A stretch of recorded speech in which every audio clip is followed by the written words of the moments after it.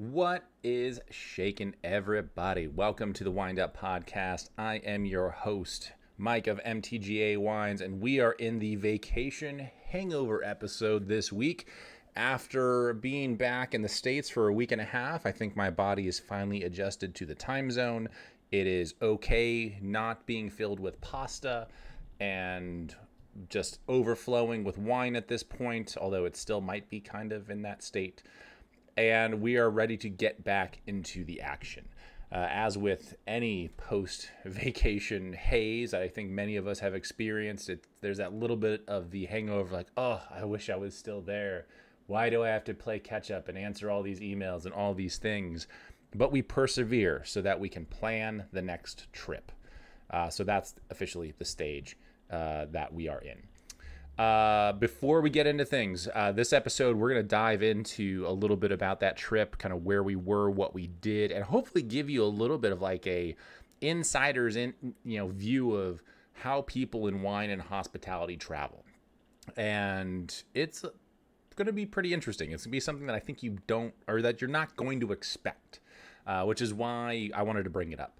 We also had a bunch of questions from many of you who listen to the show, also other club members and folks on our mailing list who are like, hey, we're planning a trip.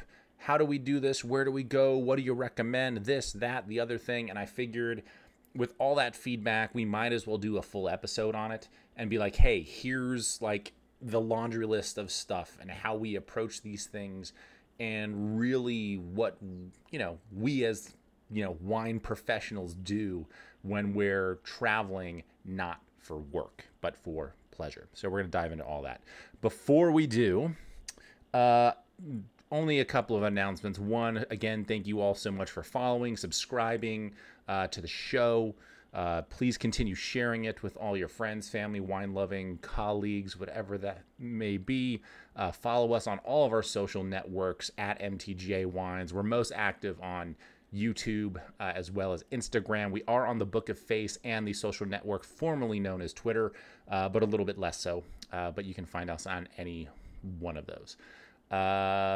Be sure to head to mtgawines.com if you want to subscribe to our mailing list, give you some more wine-specific content about our wines, what we do, events that we're hosting around the country, all kinds of good stuff that we have going on. You can find out a lot more information about our label and kind of who we are, what we do, all that stuff on our website. All right, without any further ado, let's get into it, shall we? Traveling as someone in the wine industry. And I think this is something that a few of you asked. It was either sliding into our DMs on Instagram as we were posting things, getting text messages. It was just a barrage of like, hey, we're planning trips. Hey, we're doing this. Hey, we're here. And it was great to hear from all of you. It really was. And I want to try and dive into kind of like how we structured the trip. We did have like one main focal point that was kind of important because we were there for a wedding, which we were very thankful to be invited, and just an absolute blast to be able to be there to celebrate the happy couple. Big congrats to Justin and Monica. But there was a lot of other stuff that kind of went into it that we kind of wanted to bookend the trip with. So we're going to get into that. Realistically, this is probably what's going to surprise you, is that many of you asked, where do we need to go? What wineries did you visit? What tours did you do? What was the full itinerary? And I'll be completely honest with you. We didn't really have one. We had a kind of an open-ended schedule. And not like open-ended, like we're just going to be abroad until we decide to come back. But we basically had cities or locales that we knew we were going to be around. And once we were there, we're like, okay, let's figure it out. And that is really, I think, where we find a lot of joy in travel. But there is some structure, and we'll kind of dive into how we structure it. I probably should mention where we were in the first place, because some of you know, but maybe some of you don't. For those that don't follow us on, some of our other social networks that I mentioned previously. But we were in Italy. It had been 2 years since we were able to travel abroad. We did a wine cruise in the Mediterranean in July into August of 2022. And it was hot as shit. but it was so much fun. It was such an absolute blast. We were on, we used the Oceania cruise line. I can't remember what boat we were on. I think it was the Nautica. And it was 600 people, no kids. There's like 300 staff. So for basically every, 2 couples have like their own person, in essence, that helps you out.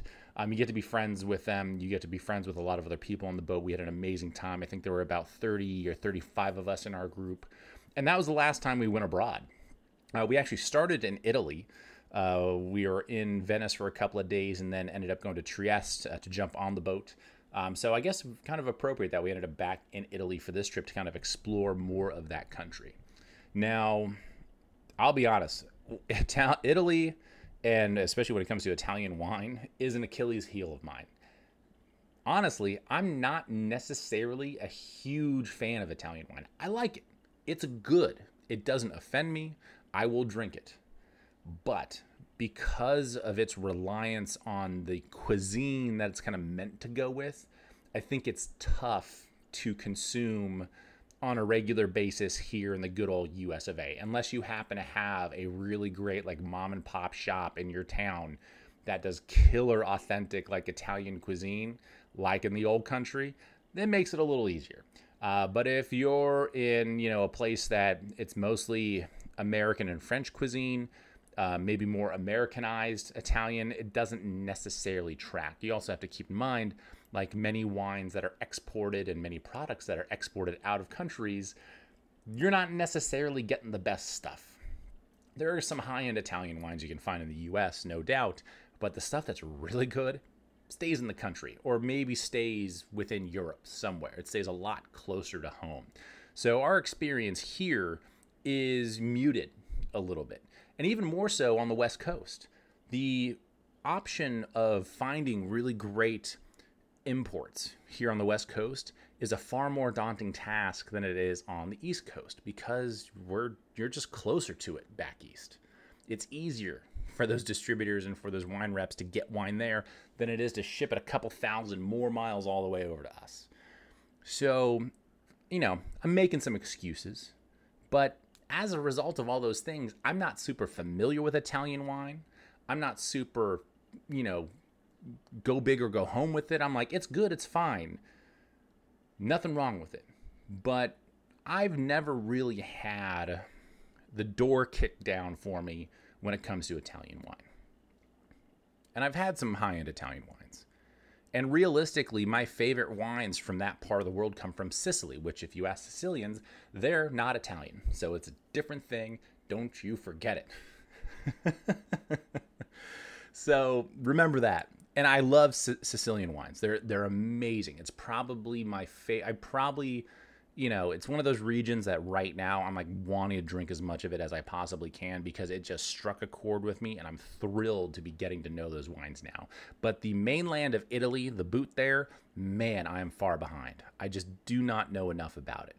And it's tough because there's so many small villages. There's so many little things and quirks to try and memorize or track down. It's it's one of those, even as a winemaker, it feels like, shoot, I need to do another level of, sommelier or WSET training to actually really start to understand what this country has to offer.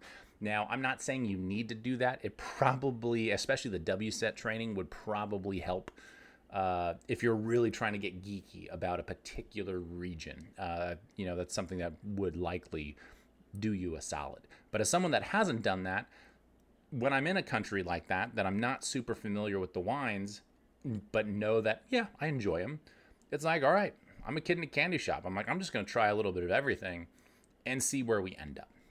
So for that reason, we kind of frame these trips, when we're not super familiar with an area. It's like, let's just kind of get lost in there and see what we find and go from there.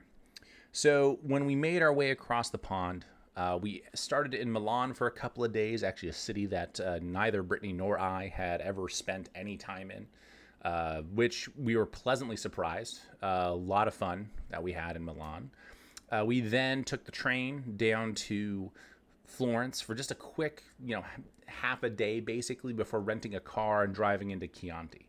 I'll tell you my driving in Florence story here in a little bit as well, which is an interesting place to drive a vehicle, especially a motor vehicle of probably bigger than it needed to be size when it comes to those small Italian streets. Anyway, we'll get there. Actually, this was a total thought that I had. This is going to be probably one of a couple digressions that I take during this episode, but this was something that I realized, and I don't really know if this is a uniquely American thing or if there are other countries that do this as well. But like Florence in particular, or Milan, that's not the names of those cities. It's Firenze and Milano, right? Like, I'm probably butchering. There's someone who knows Italian or is Italian, like, that's not how you say that. But it's not Florence and it's not Milan. It's Milano and it's Firenze. And for some reason, we're just like, no, it's Florence and it's Milan, y'all. That's how we say it in this here country. And I don't know why that is.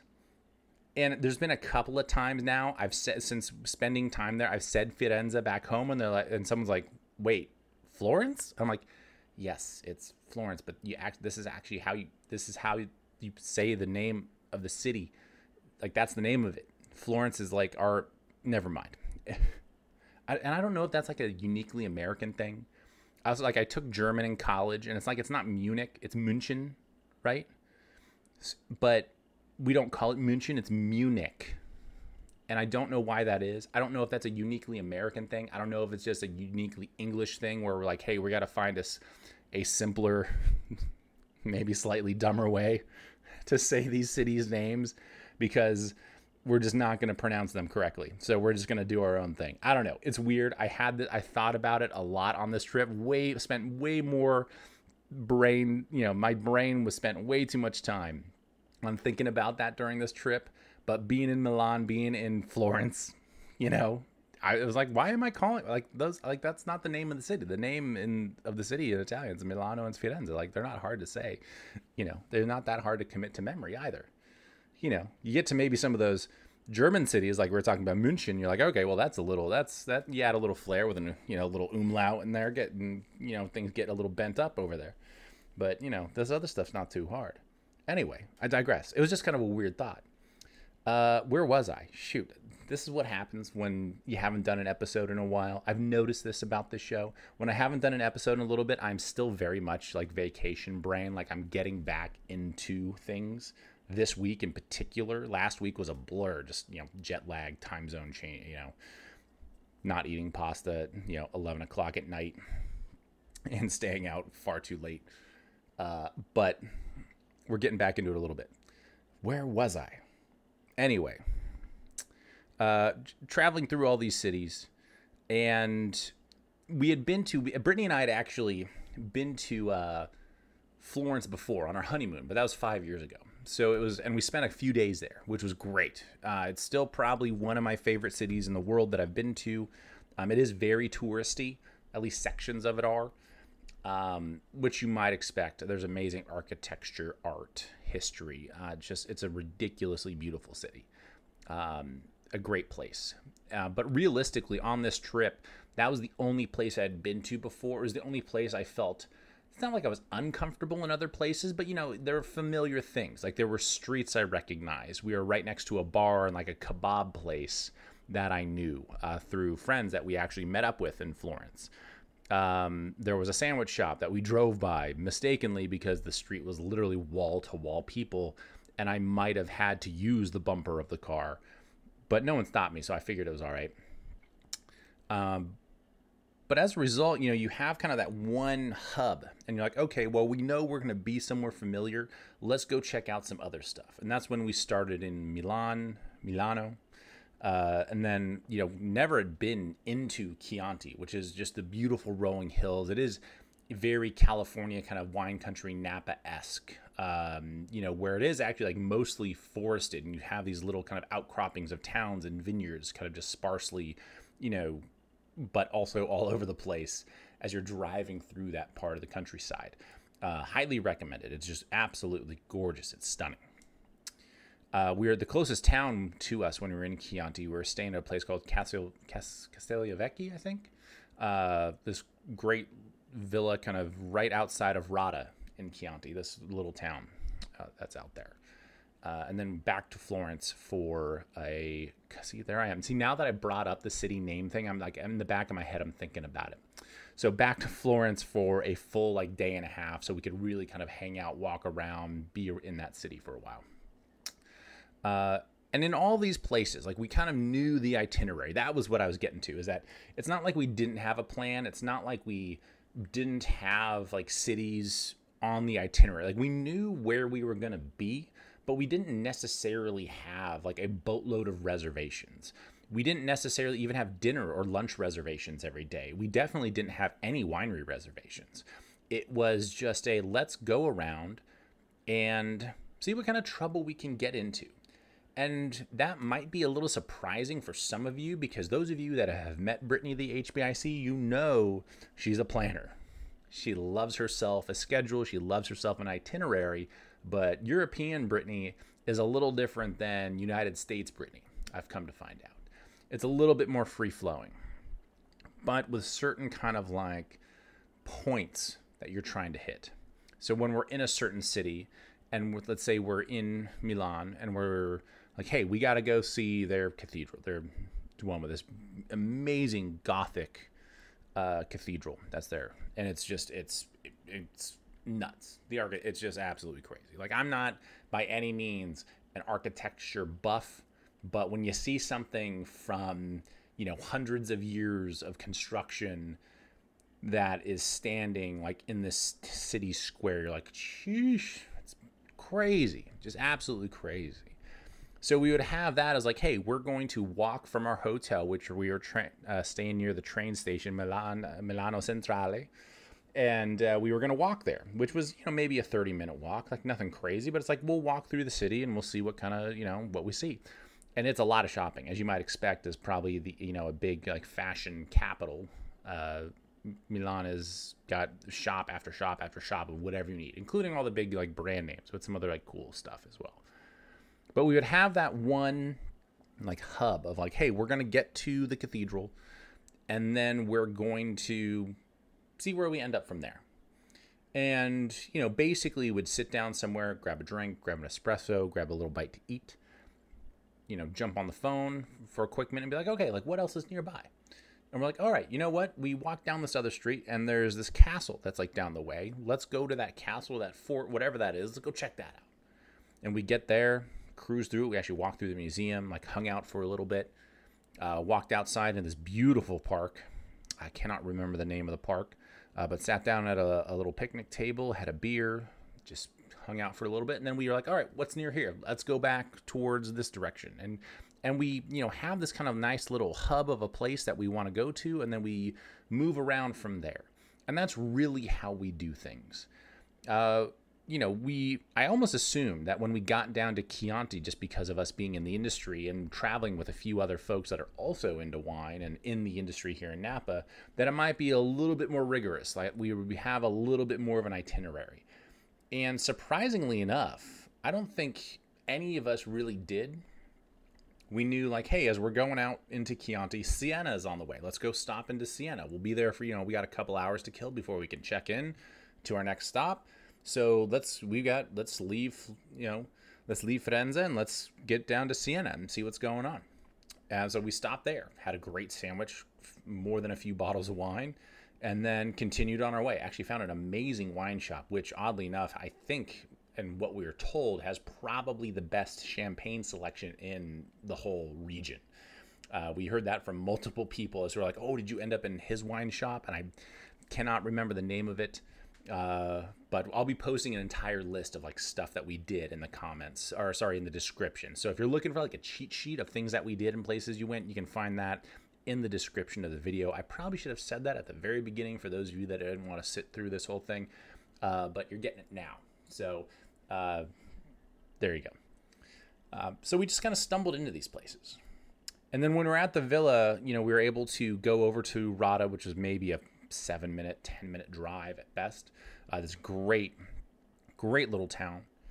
Had arguably the best meal of the trip there at this amazing wine shop / restaurant. Just killer. The owner actually did a wine tasting for us at the villa as well. Brought some examples of wines from the Chianti area. So we got kind of an introduction to him and some of the wines, and then eventually went to his place of business. We're like, let's have lunch, let's try some more wines, and let's do a whole bunch of like other stuff, which was just an absolute blast. And then the days at the villa, I mean, that's when the wedding festivities were kicking in. So it was like a lot of like pool time, hanging out, carrying on. We played some Mafia in the courtyard, which very apropos, I suppose, since we're hanging out in Italy. And then, we ended up making our way back to Florence after the wedding festivities, which again, kind of being the familiar city that we knew, it was like, okay, we kind of know where we're at. We know where the major landmarks are. We know the food that we want to eat and the places we want to go, or at least the neighborhoods we want to be in. So let's just cruise around. And for those, that day and a half or so that we were there, it was like, all right, we have a lunch stop. The next day we got dinner tonight. And outside of that, we're just wandering around, kind of enjoying the liveliness that city has to offer. It's a way of traveling and a way of exploring cities that I've become very accustomed to. I used to want a much more in-depth like plan and like itinerary of where we're going, what we're doing. Do I need to bring like X amount of clothes for like nice dinners, or are we just kind of eating street food? Like, where are we going? What are we doing? What time do we need to be there? What's the plan? Where are we going beforehand? What time does the train leave? How early do you want to get to the train station? It was a lot of just like, and at a certain point, I think many of us have had this experience, whether it's traveling abroad or traveling here in the U.S., coming out to Napa, out in our area even, we're at a certain point, your vacation starts to feel like work. And you're like, it just never ends. And there's no downtime. You're just going. It's one appointment. It's one reservation. And you're just crushed by the end of it. It's overwhelming. And it's something that even now, amongst some of you who are asking for suggestions, and whether it's coming out here or even going abroad to a place like Italy, it's the only really big piece of advice that I try and hammer into people is like, hey, here's the list of all the things that we did. By no means do you need to try and check off all of them. Also, you should probably have at least like that day, maybe two of downtime just to enjoy where you are and not have to feel like you're going just nonstop. It's something that, man, I couldn't suggest more. And I know there's some of you out there that you want to try and check as many boxes as you can. You want to go to as many places, try as many wines, eat as much food, do all these things. But I got to tell you, if there is one piece of advice I would give anybody, whether that you're a seasoned traveler or you're just getting into it, it's okay to take a day off and just enjoy a lackadaisical day. And it's where, when we started in Milan on this trip, that's what that was. It was like, we're going to be here for, in essence, a day and a half, 2 days. Let's use it to get adjusted to the time zone. Let's use it to just walk around the city, take it easy, eat some good food, drink some good wine, and just be here with little to no plan. Other than, again, like having those couple of quick like stops of like, okay, we know we want to go to the cathedral. We know we're going to have dinner at this place. Let's just do that. And anything outside of that, whatever happens outside of that. And it's a little bit more casual. And then when we got to a place like this villa where everything's a little bit more contained, there's a little town nearby. It's like, oh, I almost have to like sit here and relax.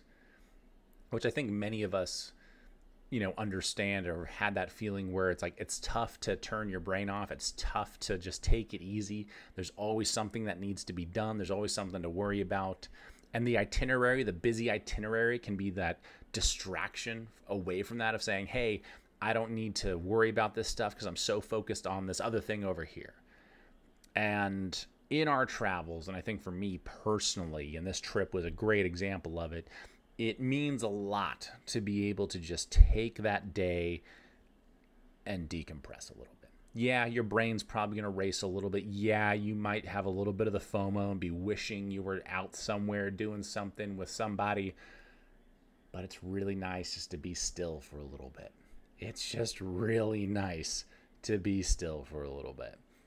So that's something that is a huge suggestion that I give to everybody. That obviously we all want to pack it in. We want to see all the things, do all the things.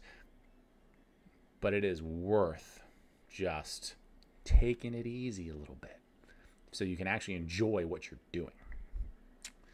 Now, when we got to, these specific locales, how did we fill that, time, like in between that kind of like gray area of like, we have this dinner plan, but we've got, 8 hours of daylight burning.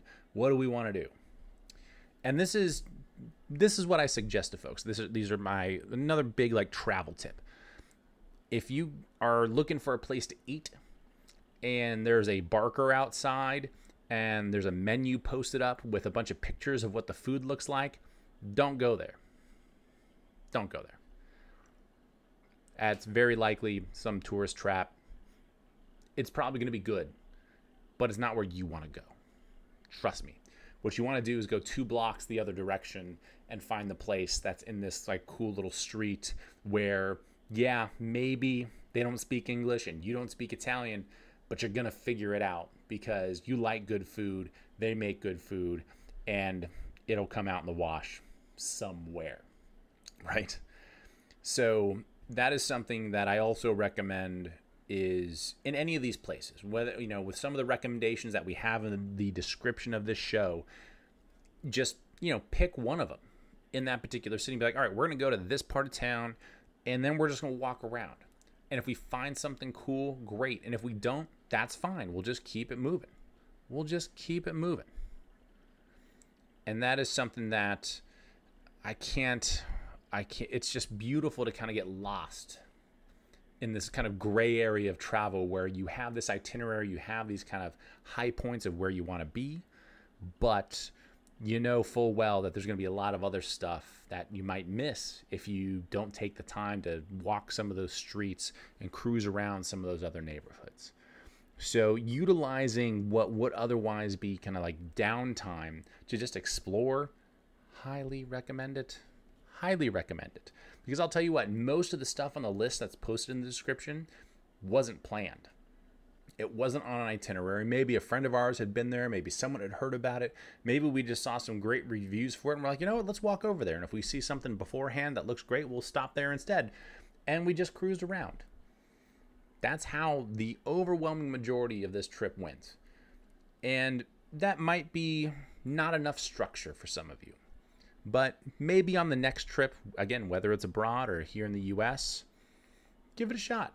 Take a day and be like, you know what, we have a lunch stop here and a dinner stop there, but that means we got a few hours in between all those for, around, the late morning and, early to mid-afternoon where we don't have a whole lot planned. We don't have a whole lot going on. So let's just see where we end up. It is a great way to experience a city, especially one that you've never been to before, because the great thing about going back to a city, whether you're coming back out our way or, somewhere else that you love to go, is that there are familiar places for you to like be comfy. And it's kind of like that nice warm hug on the vacation. We're just like, oh, we're here. And it just feels so nice. And it's nice to have that. And something that we try and do, I think, in a lot of our own travels is we try and have kind of like those places that kind of feel like home away from home, that there is some familiarity. Oh man, did I say that dumb? Familiarity? I think I'm saying that dumb, right? I'm saying that dumb, aren't I? I'm pretty sure I'm saying that dumb. We're going to reset. 3, 2, 1. Places that you're familiar with so that you don't, venture too far out of your comfort zone. That's also important. You don't want to feel lost and you don't want to be stressed, especially in a foreign land where you don't speak the language. Like my Spanish is definitely California cellar Spanish. It's certainly not Spanish from Spain, and it's definitely not anywhere near Italian. But you know, there are some common threads, so you can kind of figure it out a little bit. Not a lot, but a little bit. But like for me, I don't want to get too lost. You still want to have kind of those hubs, right, where you can feel a little bit at home, be able to relax, kind of put your hair down and just chill out. So this trip was something that was, I think, much needed for us. It had been, like I was saying earlier, a couple of years since we had been abroad, almost 2 full years. We're very lucky that we're able to do so. We're very thankful to have an amazing group of friends that we were traveling with, and, you know, be back in some familiar places, but also explore some new spots. And man, I'll tell you what, it was refreshing. If nothing more, it was refreshing. I don't know, for many of us out there, you know, travel can be tough. It can be expensive. You might have to worry about, you know, animals. We got our 3 cats at home. They're not kids, which does make it a little easier. Those of you with children, that makes, you know, it adds certainly an extra layer of complication when it comes to getting out and about. But whether it's, you know, we're doing like a little pseudo, I'm not even going to call it a camping trip. We're basically going up to a friend's property in Calistoga, just to, like, I'm driving the bus up there. We're going to camp out for a night, maybe 2, just kick back, relax, a little like staycation kind of thing, just to like do a little escape and try and enjoy just a little bit of something, you know, here locally. And that might be, that can be challenging too, you know, even in your own neck of the woods, kind of finding that time to be like, you know what, we just need a night to be like a little staycation. We just need to like not be in our own place. We're going to go somewhere else, you know, and just enjoy a night, just be away, just kind of like relax a little bit. And I think it can be intimidating. You know, you hear about folks traveling abroad or trips like this, and you're like, shoot, you know, between the time, the money, the everything, it maybe just not works. It doesn't work out, or maybe just because of the language barrier, it's intimidating, and you don't necessarily. My mom's like this. She finally started really traveling abroad in like the last couple of years, and has just done 2 trips, one to France specifically, and another to Italy. Really, the first time, the trip to France, she actually won through the company that she works for, which was really cool. But she had never really traveled abroad before, and she was way out of her comfort zone. Speaking of people that like itineraries and knowing everything that's going on at all times, love you, Mom, but you're definitely one of those people. And as a result, you know, it put her in a place where it's like, oh, this is going to be a challenge. And she came back, and they immediately planned the next trip with a couple of friends to go to Italy.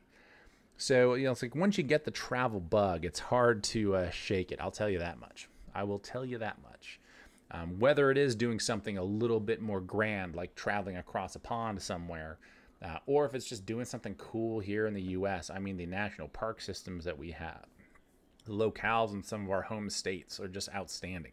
There's a lot of amazing places to see and things to do, and it's worth trying to do as much of it as you can.